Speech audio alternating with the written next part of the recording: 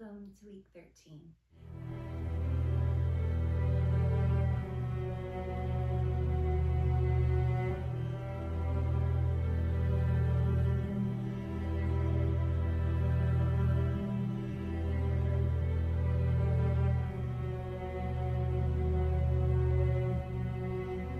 Which at the end will mark the official end of the first trimester. Your baby is now over 2.5 inches in length and weighs almost exactly the same at approximately 2.5 ounces, give or take a little bit. Your baby's head is about half of the size of their entire body, and that sweet, rapidly expanding brain takes up about half of their weight. Baby will start to grow at their own pace over the next trimester and may measure slightly larger or smaller than other babies at the same pregnancy week, and this has to do with their own personal growth within the genetics of their parents. There is no need to compare your child to another, for they are unique already, and of course will not be exactly like anyone else, so there's no need to worry. Your sweetest child is busy moving all of their tiny body parts to maneuver around the uterus. That sweet baby is capable of moving their new joints and muscles to do great things. Your baby can now open and close their fist, which will lead to a lifetime of exercising those joints. Soon, your baby will be able to get their fist into their mouth for the first time and may even be able to suck their thumb. Your baby's facial muscles are beginning to allow them to frown, but they won't be able to smile for some time, or approximately 11 weeks from now. The facial features are becoming more defined this week, and behind those tiny eyelids, your baby is busy developing their eyes. Your baby's tiny lungs are also busy developing, along with the vocal cords that allow baby to already make sounds, though you will not hear their sweet voice until after birth. Your baby's tiny veins are still visible through their translucent skin, but that will soon change in the coming weeks. The intestines will be on the move this week as they move from their umbilical cord into the proper position within the abdomen. The placenta will soon begin to take over the work and relieve you of that morning sickness.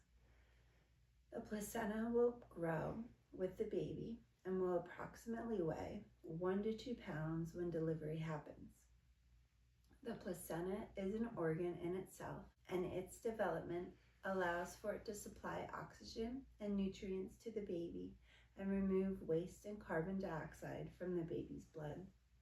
Though that is not all, it also provides immune protection and transfers antibodies from the mother to the baby, and it even produces hormones that allow the pregnancy to be supported and continue.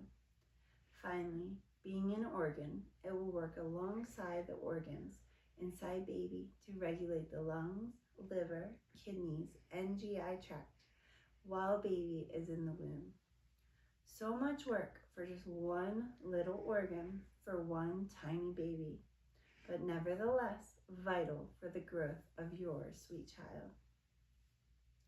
As a word of caution, don't be upset if at the end of this week you don't immediately get your energy back, because as the first trimester ends, it can still take some time, slowly, to feel livelier. There will be some lingering symptoms that will need to be battled with, such as constipation and headaches, which may continue throughout this next trimester. So remember, water is the key to helping with both of these occurrences, along with a good diet and rest. In addition, you may not be able to be free from dizziness, so please be aware of how fast you move or change positions, because it can all make a difference. The doctors will state that it will be in the second trimester that we are given a great rest to our sacrifice of pregnancy. It is in this time of pregnancy that we are allotted a period of relief from morning sickness and we can catch up on all of those tasks that we were not able to do from both exhaustion and nausea. And yet, it still may feel like our lives are missing something.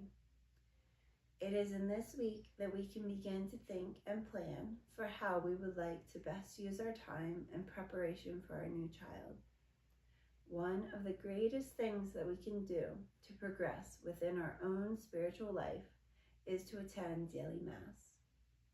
I have not mentioned it before because I know how trying the first trimester can be, and stepping outside of the house can be downright challenging for weekly Mass. Though this is the perfect week to begin a new daily act of service to God. Attending and participating in the Mass is the greatest form of prayer. This is the height of our prayer life, and all other prayers should stem from the sacrifice at the Mass. It is a beautiful thing to be able to attend not only the obligatory Mass of Sundays and of holy days, but also daily Mass. If you are not quite ready to attend daily, even adding one day in on a weekly basis can produce much fruit in your life. When we receive God through the Eucharist and our souls are free of mortal sin, God will dwell within us and work within us to transform our lives. Even watching the Mass from home can also be a greatly beneficial way to progress your soul. Even though you are not able to receive the Eucharist, you can participate from home. I hope you have a wonderful last week of the trimester.